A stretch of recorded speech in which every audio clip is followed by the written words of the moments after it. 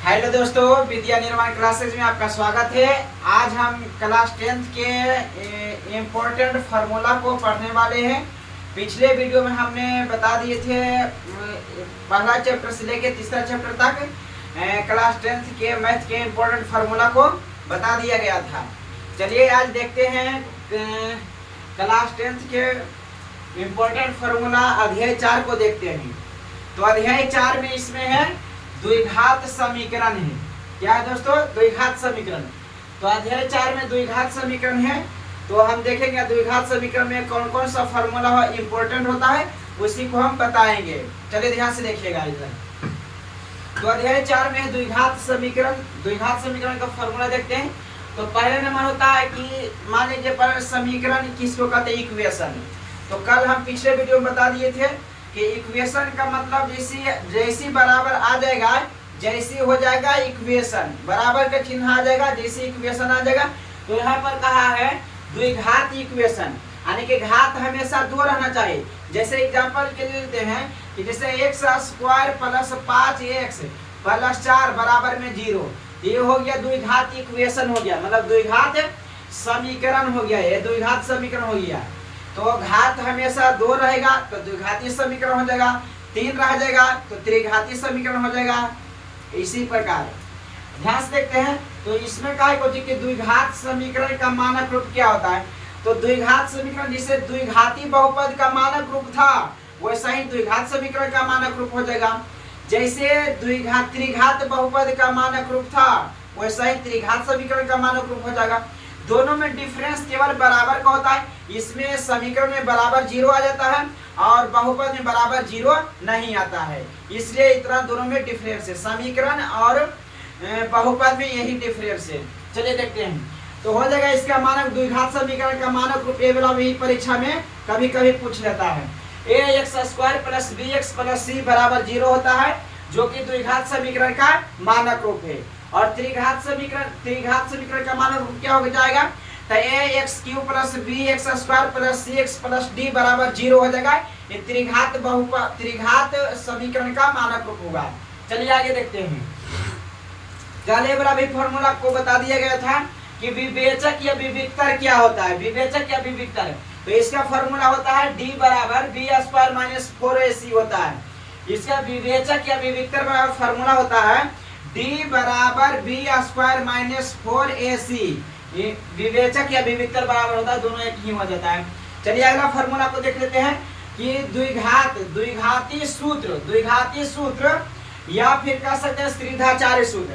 कभी कभी नाम चेंज कर करके पूछ लेता है कि श्रीधाचार्य सूत्र बताइए, तो कंफ्यूज नहीं होना है, बोलना यही है। द्विघाती सूत्र जो याद रहेगा वही श्रीधाचार्य सूत्र को, द्विघाती सूत्र को श्रीधाचार्य सूत्र कहा जाता है। तो इसका फॉर्मूला क्या होता है? तो x बराबर हो जाता है minus b plus minus root d बटा 2a।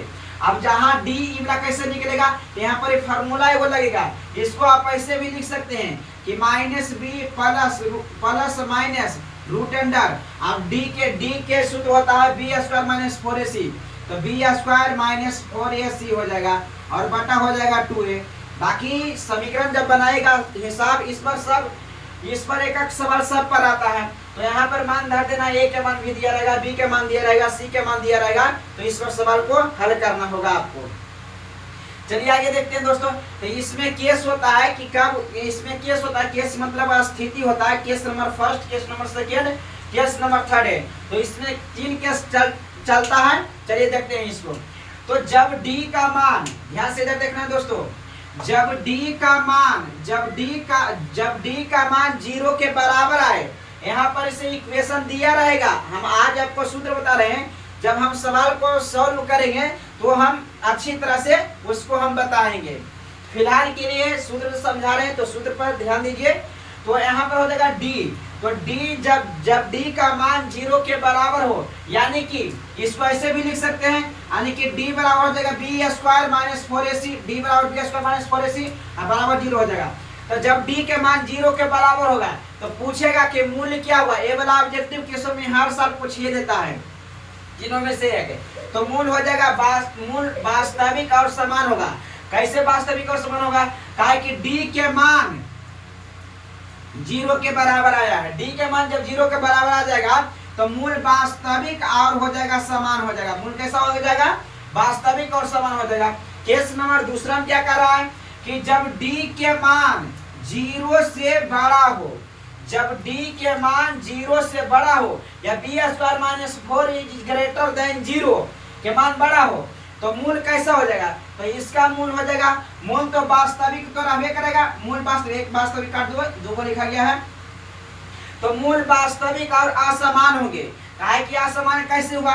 काहे कि डी के मान जीरो के बराबर नहीं हुआ, मतलब डी का मान बड़ा, किससे बड़ा? तो जीरो से। तो इसमें हो जाएगा मूल वास्तविक और असमान होंगे। लेकिन केस नंबर थर्ड में क्या हो जाता है कि जब डी के मान जीरो से छोटा हो जाता है और जीरो यहाँ पर बड़ा हो जाता है तो इस स्थिति में मूल हो जाता है, क्या होता है? मूल अवास्तविक हो जाता है और बराबर है। जब अवास्तविक हो जाएगा तो बराबर कहाँ से होगा? यही हो गया, और क्या? तो जब डी के मान जीरो से छोटा हो जाए तो मूल अवास्तविक यानी कि बराबर नहीं होंगे, अवास्तविक और बराबर नहीं होंगे। चलिए दोस्तों, इतना ही चौथा द्विघात समीकरण में इतना ही था समझने वाला। चलिए आगे चलते हैं, समानांतर श्रेणी एपी में चलते हैं, जिसको समानांतर श्रेणी को एपी कहा जाता है, यानी कि एपी का पूरा फुल फॉर्म हुआ अर्थमेटिक प्रोग्रेशन हुआ। तो चलते हैं, इसमें चल देते हैं, अध्याय 5 में चलते हैं। तो यहाँ पर ध्यान देने वाली बात है, इसमें से ऑब्जेक्टिव क्वेश्चन और सब्जेक्टिव क्वेश्चन रहता है, बढ़िया नंबर खासा रहता है, बढ़िया नंबर पूछता है। तो एनमा पद क्या होता है? एनमा पद, एनमा पद क्वेश्चन में जब पूछ देता है कि एनमा पद ज्ञात कीजिए तो विद्यार्थी सब कंफ्यूज हो जाता है। एनमा पद का मतलब हुआ एन, अंतिमा पद का मतलब हुआ एल। अंतिमा पद का मतलब क्या हुआ दोस्तों? एल। एनमा पद उसी पर आ जाता है, ध्यान से देखिएगा इधर। तो एनमा पद मतलब हुआ एन, तो एन बराबर फॉर्मूला क्या होता है? तो a plus n minus 1 into d हो जाता है। अब जहाँ ए क्या है, एन क्या है, डी क्या है, जो भी हम बता रहे हैं, जहाँ ए क्या है तो ए से हो गया प्रथम पद, एन से हो गया पदों की संख्या, मतलब कितना पद दिया है। जैसे मान लीजिए किसमें कि 2 4 6 डॉट डॉट डॉट मान लो कि यहाँ तक मान लो कि 2 4 6 और 8, इसमें कितना पद है? तो 1 2 3 4, इसमें 4 पद है। बाकी सवाल को जब हम क्वेश्चन को सॉल्व करेंगे बताएंगे तो हम वहां पर बताएंगे डिटेल में। फिलहाल के लिए सूत्र देखिए, तो हो जाएगा एनवा पद बराबर सूत्र हो जाएगा एन बराबर a plus n minus 1 into d, ये तो क्लियर हो गया। उसके बाद एसएन बराबर सूत्र क्या होता है? तो एसएन बराबर होता है एन बटा 2 into 2a plus n minus 1 into d हो जाता है। एसएन बराबर फॉर्मूला हो जाता है एसएन बराबर फॉर्मूला एन बटा 2 into 2a plus n minus 1 into d हो जाता है एसएन बराबर, इसका फॉर्मूला ये बड़ा हो जाता है। तो जहाँ एसएन क्या है यानी कि पदों का योग, मतलब सभी पदों का जोड़ को जितना आएगा वो एसएन कहलाता है। चलिए अगला फॉर्मूला को देख लें। एसएन बराबर एक सूत्र और होता है, एसएन बराबर इसी को कर दिया है, यही वाला ये लिखा है। जैसे देखिए इसको ए जब पर दो है तो हम a प्लस ए इसको कर सकते हैं, यहाँ पर 2a को a प्लस ए लिख सकते हैं, क्लियर। उसके बाद हो जाएगा n माइनस 1 इंटू डी हो जाएगा।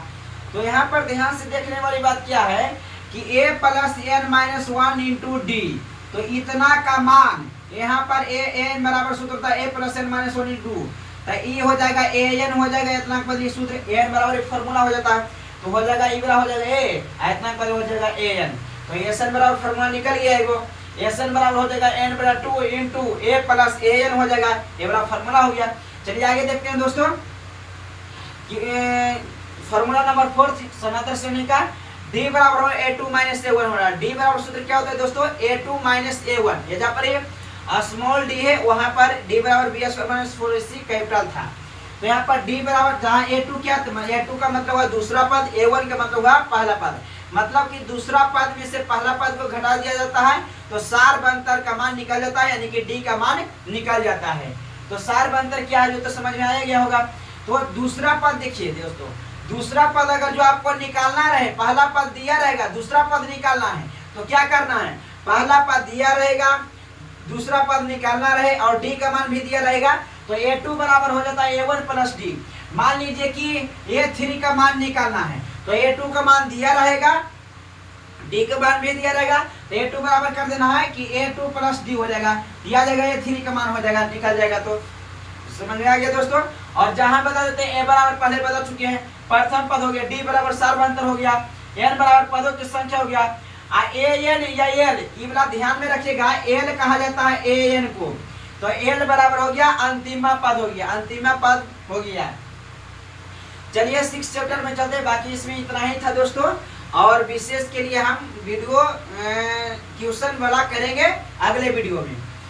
तो अध्याय 6 में हो गया ट्रायंगल, यानी कि त्रिभुज बना होता है। तो त्रिभुज वाला होता है में हल्का इस बार ऑब्जेक्टिव भी आता है, सब्जेक्टिव भी 2 नंबर का आता है। ये वाला इंपॉर्टेंट चीज है, ऑब्जेक्टिव सब्जेक्टिव एकदम रहबे करता है, इस बार ऑब्जेक्टिव सब्जेक्टिव रहबे करता है। ये वो इंपॉर्टेंट, इसमें सब इंपॉर्टेंट है क्वेश्चन, हर चैप्टर से क्वेश्चन लगभग आ ही जाता है। चलिए देखते हैं। तो इसमें क्या कहा है, एक बार ट्रायंगल दिया है, यानी कि त्रिभुज दिया है। तो त्रिभुज दिया है, तो इसमें ए बी सी डी त्रिभुज दिया है, और डी जो है बी सी के समानांतर है, डी है जो बी सी के समानांतर है। तब क्या होगा, क्या कहा है कि जब ए बी सी में बी सी समानांतर की चिन्ह है, दो बार ऐसे लाइन खींच दीजिए, समानांतर की चिन्ह हो गया, ठीक है दोस्तों। और ऐसे करके ऐसे कर दीजिएगा, ये तो हो गया लंब के चिन्ह हो गया, ठीक है। चलिए देखते हैं। तो जब त्रिभुज एबीसी में बीसी समानांतर हो जाएगा डीई के, तब क्या होगा, तो 3 इसमें क्या चलता है, एडी बटा डीबी। तो यहाँ पर ध्यान से देखना है, एडी यहाँ से यहाँ तक एडी बटा डीबी, बीडी भी कर सकते, कोई प्रॉब्लम नहीं है। यहाँ पर क्या होगा, एडी बटा डीबी, एडी बटा डीबी मतलब इतना बटा इतना कर देना है, बराबर इतना बटा इतना कर देना, मतलब ए ई बटा ई सी कर देना है। तो ए ई बटा ई सी हो गया। सेकेंड नंबर क्या हो जाएगा, तो ए बी बटा, यानी कि टोटल यहाँ से लेके यहाँ तक ए बी बटा डी बी, तो डी बी हो जाएगा। अब ये टोटल यहाँ से लेके यहाँ तक में अनुपात निकालना रहता है, तो हिसाब दिया रहेगा। तो ए बी बटा डी बी, डी बी क्या करेंगे, यह है ए बी, तो ए बी बटा डी बी, तो डी बी हो गया, बराबर ए सी बटा ई सी, तो ए सी टोटल यहाँ से लेके यहाँ तक ए सी बटा ई सी, तो ए सी बटा ई सी हो गया। उसके बाद तीसरा नंबर क्या हो जाएगा कि ए डी बटा ए बी, तो ए डी बटा ए बी। अब ऊपर वाला कर दिया, नीचे वाला था जो उसको ऊपर कर दिया, ऊपर वाला नीचे कर दिया। देखो ए डी, तो ए डी इतना हो जाएगा, ए डी अब पूरा लिख दिया है ए बी को, बराबर। उसके बाद ऐसा ही कीजिएगा, ए ई बटा ए सी हो जाएगा, तो ए ई बटा ए सी हो गया, इतना था।